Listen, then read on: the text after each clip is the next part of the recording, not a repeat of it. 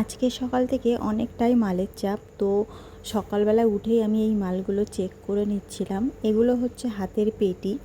তো এগুলো বাঁধা ঠিক আছে কিনা বা রিজেক্ট কোনো মাল বেঁধে ফেলেছে কিনা, তো এগুলো আমি চেক করে নিচ্ছিলাম।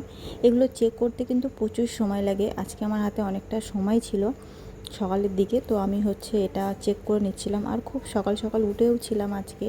তো এই দিকে দেখো আমার ঘর দূরের অবস্থা দেখো। আমি মালগুলো প্রথমে চেক করে নিয়েছিলাম, তারপরে একদিকে ঘরদোরগুলো গুছিয়ে নেব ভালো করে।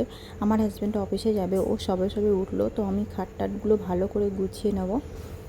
আর এইদিকে হচ্ছে রান্নাবান্নার তোড়জোড় চলছে। তো মা হচ্ছে, আমি কেটে বেছে দিয়েছিলাম, তো মা রান্না করছে।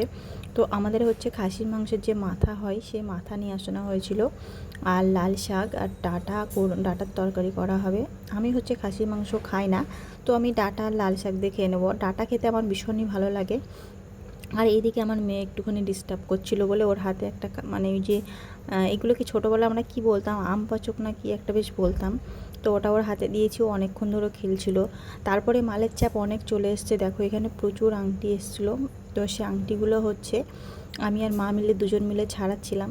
এই আংটিগুলো এরকম টান দিলে খুলে যায়, তো খুলতে অসুবিধা হয় না, কিন্তু আজকের মালটা খুব ডিস্টার্ব করছিল। ওরকম টান দিলে ছিঁড়ে যাচ্ছিলো মালগুলো, তারগুলো ছিঁড়ে যাচ্ছিলো।